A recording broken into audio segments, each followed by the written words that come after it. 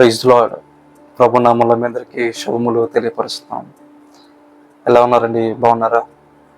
మరొకసారి ప్రభు పక్షంగా మీతో మాట్లాడడానికి, ఆయన మాటలు తెరచి మీకు వినిపింప చేయడానికి, ఈ యొక్క డైలీ డివోషన్ ద్వారా మిమ్మల్ని కలుసుకోవడానికి దేవుడిచ్చిన కృప కొరకే ఆయనకే స్తుతి చెల్లిస్తూ ఉన్నాను. ఎలా ఉన్నారండి? అందరూ బాగున్నారా? చిన్న ప్రార్థన చేసుకొని దేవుని యొక్క మాటలు ఆలకిద్దాం. తండ్రి, నీకు వందనాలు, నీకు స్తోత్రాలు. ఈ సమయం కొరకే నీకు స్తుతులు. ప్రతి నిత్యము మీరు మాకు సమయం అనుగ్రహిస్తూ మమ్మల్ని బలపరుస్తున్న రీతి, దాన్ని బట్టి మీకు స్తుతులు. మా దేవా, మా ప్రభువా, ఈ దినం కూడా నీకు ప్రజలతో మీరు మాట్లాడండి. ఇక ప్రపంచంలో మా యొక్క జీవితంలో అనేక మార్లు బలహీనంగా, మా యొక్క జీవితములకు ఏమాత్రం ఒక పర్పస్, ప్రణాళిక, ఒక గురి, గమ్యము లేనట్లుగా మాకు అనేక మార్లు కనిపిస్తూ ఉంటుంది. ఈ మా జీవితాల్లో మీరు జ్ఞాపకం చేసుకుని మమ్మల్ని బలపరిచి నీ వాక్కు చేత వెలిగించమని యేసయ్య నామం పేరిట ప్రార్థించి అడిగి వేడుకొనుచున్నాము తండ్రి. ఆమేన్. ఈ యొక్క భూలోకంలో మన యొక్క జీవితంలో చాలాసార్లు బలహీనంగా, కొరగానివిగా, ఈ మానవ జీవితము ఎంత దుర్భరమైన జీవితము, ఎంత చిన్న జీవితము, ఇంతలో కనబడి అంతలో మాయమైపోయే జీవితము, ఎన్నిక లేని జీవితము, అడవి పువ్వు ఉదయమునే వికసించి సాయంత్రమున వాడిపోయి, రాలిపోయి, ఎండిపోయి, ఎగిరిపోయి, కాలిపోయినట్లుగా మానవ జీవితం కూడా ఎలాగే ఉంది కదా అని అనేక మార్లు మనం చింతిస్తూ ఉంటాం. అనారోగ్యాల్లో ప్రియులు మనల్ని విడిచిపెట్టినప్పుడు, శోక సంద్రంలో మునిగినప్పుడు, వేదన, దుఃఖము గుండెను పిండేస్తూ ఉన్నప్పుడు, అనుకున్నవి జరగనప్పుడు, మన యొక్క జీవితంలో వ్యతిరేకమైన పరిస్థితులు ఆవరిస్తూ ఉన్నప్పుడు, మనం అనుకున్నది సాధించలేనప్పుడు,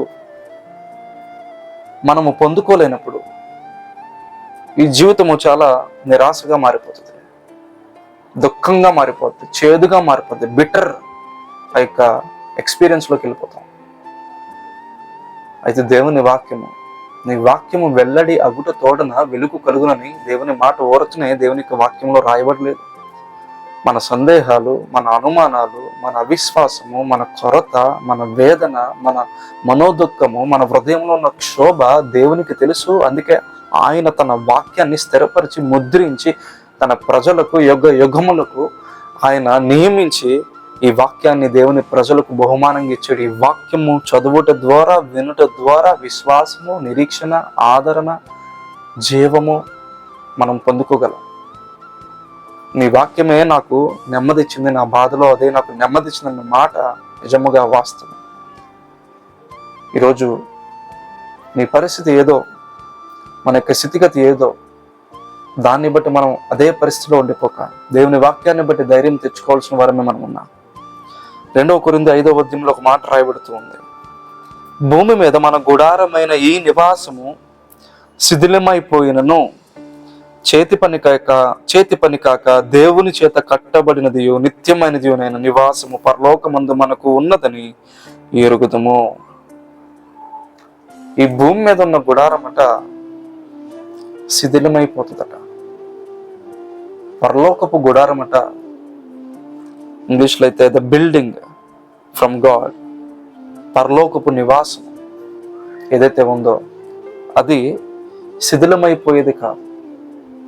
ఇక్కడ దేవుడు భౌతిక సంబంధమైన గుడారాల కోసం చెప్పట్లేదు, కానీ ఆత్మ సంబంధంగా మనం ఆలోచన చేసినప్పుడు ఈ యొక్క మొదటి 4 వచనాలు 2 కొరింథీ 5వ అధ్యాయంలో పౌలు సందర్భం ఏంటంటే, గుడారం అనగా శరీరం, ఈ ఫ్లష్, ఈ బాడీ ఏదైతే ఉందో, ఈ శరీరము ఇది భూమి మీద ఉన్న శరీరము, భూమి మీద మన గుడారమైన ఈ నివాసము అంటున్నాడు. పేతురు కూడా అంటాడు, ఈ గుడారములో ఉండి మూలుగుచున్నాము అంటాడు.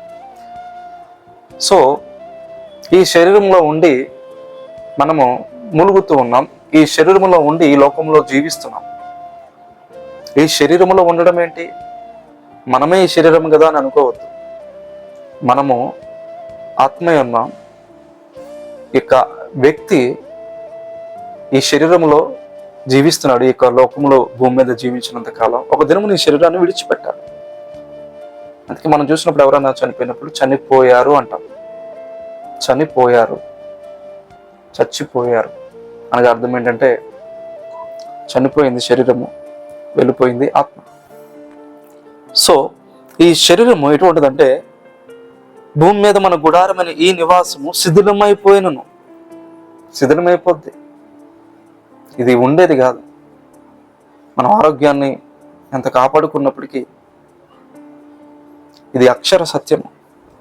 ఇందులో దాచడానికి దాచిపెట్టడానికి ఏం లేదు. లోకంలో మనం చూసిన ఎంతో మంది ప్రతిదినం పుడుతున్నారు, ప్రతిదినం మరణిస్తున్నారు. భూమి మీద ఉన్న ఈ యొక్క గుడారం శిథిలమైపోతుంది ఒక దినము. చేతి పని కాక దేవుని చేత కట్టబడినదియో నిత్యమైనదని నివాసము పరలోకమందు మనకున్నదని ఎరుగుదుము. అయితే ఈ గుడారము శిథిలమైపోతుంది కానీ చేతి పని కాదట, మహిమ శరీరం. కాబట్టి ఇక భూలోకంలో మనం పరిస్థితులు చూసినప్పుడు ఇజ్రాయెల్కి, గాజాకి, రష్యాకి, ఉక్రెయిన్కి, రీసెంట్గా కొన్ని వీక్స్ బ్యాక్ ఇండియాకి, పాకిస్తాన్కి అనేకమైన యుద్ధాలు. కొన్ని ఇయర్స్ బ్యాక్ 2020లో అనుకుంటా, 2020 ఎండింగ్లో, 2021 స్టార్టింగ్లో COVID-19. ఈ భూమి మీద ఈ గుడారమైన నివాసము శిథిలమైపోతుంది. ఏదో ఒక అనారోగ్యం, ఏదో ఒక పరిస్థితి, ఏదో ఒక యుద్ధము, ఏదో ఒక కొరత, ఏదో ఒక పరిస్థితులు.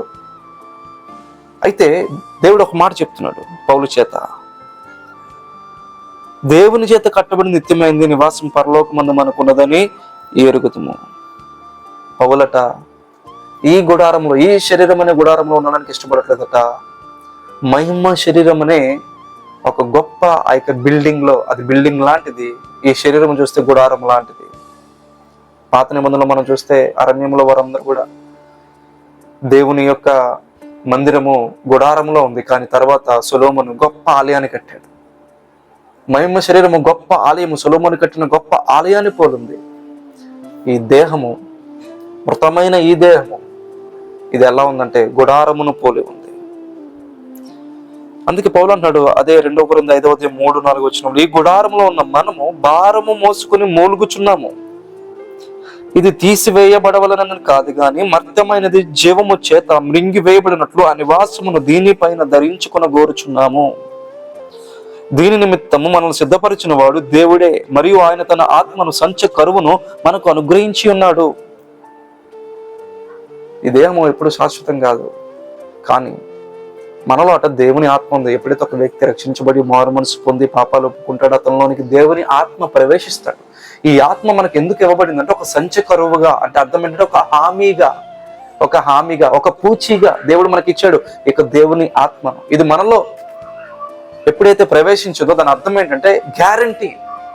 ఈ యొక్క శరీరము మృతమైపోయి సమాధిలోనికి వెళ్ళిపోయిన తర్వాత కూడా ఇది మరలా దేవుని పిలుపు ఎప్పుడైతే పిలుస్తాడో మహిమ శరీరముగా తిరిగి లేస్తుంది.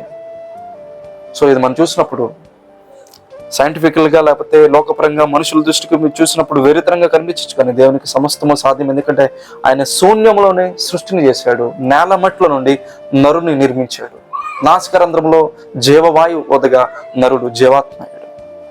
ఈరోజు ఒక మాటే, అందుకే 6వ వచనం అంటున్నాడు పౌలు, వెలుచూపు వలన కాక విశ్వాసం వలనే నడుచుకొనుచున్నాము.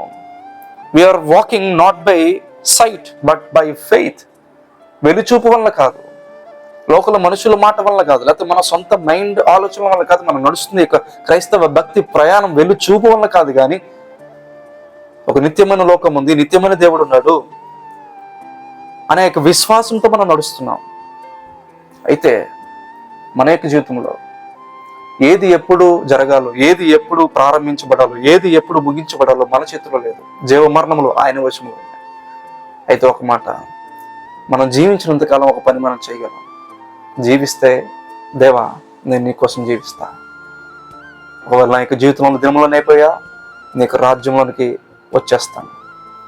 ఇక్కడ కళ్ళు మూసిన వెంటనే ఒక క్రైస్తవుడు తన ఆత్మ ప్రభు సన్నిధిలోనికి డైరెక్ట్గా వెళ్ళిపోతుంది. ఎందుకంటే పౌలు స్పష్టంగా చెప్పాడు, ఇదే 2 కొరింథీలో 5వ అధ్యాయంలో ఇట్లు 8వ వచనంలో, ఇట్లు ధైర్యం కలిగి దేహమును విడిచిపెట్టి ప్రభువునొద్ద నివసించుటకు ఇష్టపడుచున్నాము. ఈ దేహమును విడిచిపెట్టి, ఇట్లు ధైర్యం కలిగి ఈ దేహమును విడిచిపెట్టి ప్రభువునొద్ద నివసించుటకు ఇష్టపడుచున్నాము. అంటే దేహాన్ని విడిచిపెడితే డైరెక్ట్గా ఎక్కడ ఉంటాం? ప్రభువునొద్ద నివసించడానికి ఇష్టపడతాం. సో అక్కడ ఉంటాం, ప్రభువునొద్ద నివసిస్తాం. సో దాన్నే పౌలు ఇష్టపడుతూ ఉన్నాడు. ఈరోజు ప్రియ సహోదరుడా, ప్రియ సహోదరి, జీవించినంత కాలం మనం ప్రభు కొరకు జీవించాలి. ఒక మాట అందుకే పౌలు అంటున్నాడు 9వ వచనంలో, కావున దేహమందు ఉన్నను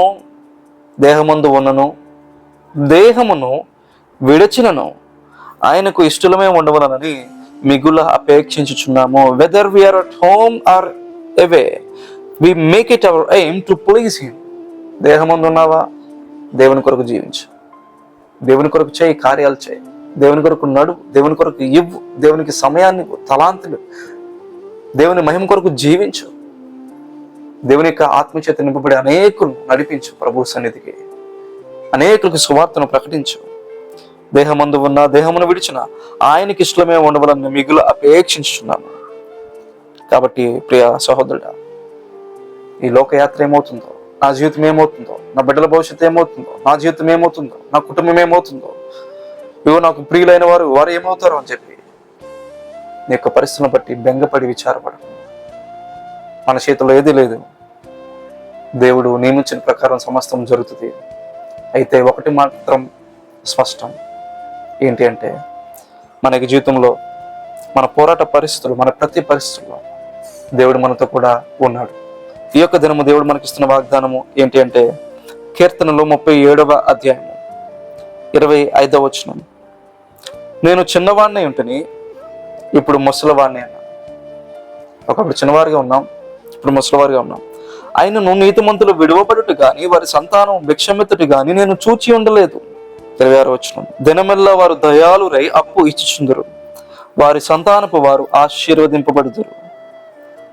ఈరోజు నువ్వు దేవునికి ఎప్పుడైతే ఇష్టడుగా జీవిస్తావో, ఈ యొక్క దేహమందు జీవించినంత కాలం దేవునికి ఎప్పుడైతే ఇష్టడుగా జీవిస్తావో, జీవించినంత కాలం దేవుడు నిన్ను ఎప్పుడు కూడా విడిచిపెట్టడు.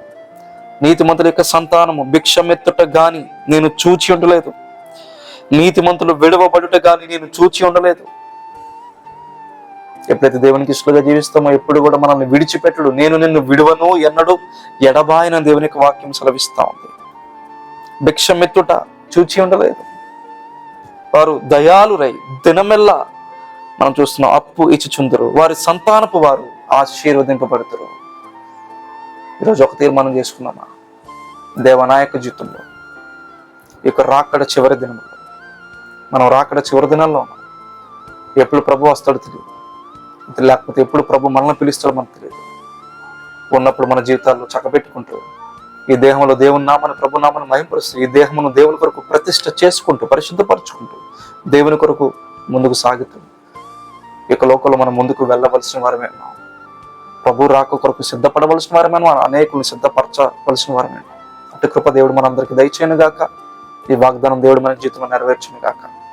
ఆమేన్. ప్రార్థన చేసుకుందాం. తండ్రి, నీకు వందనాలు, నీకు స్తోత్రాలు.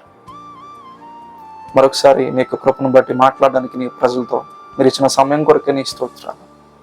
అవునయ్యా, ఈ యొక్క గుడారము శిథిలమవుతుంది. ఎందుకంటే ఈ యొక్క దేహము ప్రభా ఈ యొక్క లోకం కొరకు మాత్రం మీరు మాకు ఇచ్చారు. అయితే మహిమ శరీరం ఏదైతే ఉందో అది ప్రభా క్షయమైపోయేది కాదు, అక్షయమే. ఆ శాశ్వత రాజ్యం కోసం, ఆ శాశ్వత దేవా నీ కోసం మేము ఎదురు చూస్తూ ఈ లోకంలో నీ కొరకు బ్రతుకుతూ దేహమందు ఉన్నను దేహమును విడిచిపెట్టును ఆయనకి ఇష్టలమై అన్నట్లుగా పౌలు చెప్పినట్లుగా మా యొక్క జీవితం యొక్క జీవనయాత్రలు నీకు ఇష్టలుగా నీ రాజ్యాన్ని కడుతూ ముందుకు సాగే కృప మాకు అందరికి దయచేయండి. అనేక భయాలతో, భారములతో, దుఃఖములతో ఉన్నవారిని మీరు జ్ఞాపకం చేసుకోండి. ఏం జరుగుతుందో మా యొక్క జీవితంలో అని అనేక మంది ఎవరైతే భ్రమల్లో, అనుమానాల్లో ఉన్నారో, నీ సెలవు లేకపోతే నాయన తల వెంట్రుకల్లో ఒకటేనను నేలను రాలదని వారికి గుర్తు చేయండి. నీ కృప చేత వారిని బలపరచండి. బాధలతో, వేదనతో, కన్నీళ్లతో ఉన్న వారిని ధైర్యపరచండి. నీ వాక్యం ద్వారా నీ రాజ్యము శాశ్వత రాజ్యం అక్కడ ఉన్నదని వారు ఎరుగునట్లుగా నీ కృపను అనుగ్రహించవలసి వేడుకుంటారు. ఇదిగో ప్రభా, ఈరోజు చెప్పబడిన వాగ్దానం నీకు ప్రజల జీవితంలో మీరు నెరవేర్చండి. వారి సంతానపు వారు ఆశీర్వదించబడతారు, నీతిమంతులు విడవబడరు, వారి సంతానం భిక్షమెత్తుకోరు అని నీ వాగ్దానం నెరవేర్చమని, ఇక దినమంతా వారికి తోడుగా ఉండమని యేసయ్య నామంలో ప్రార్థించి అడిగి వేడుకొని పొందుకుని తండ్రి, ఆమేన్. దేవుడిచ్చిన సమయానికే స్తోత్రాలు. ప్రభు చిత్తమైతే మరొక దినము కలుద్దాం. అంతవరకు ప్రభు కృప మీకు తోడే ఉండను గాక. Thank you. Praise Lord. God bless you.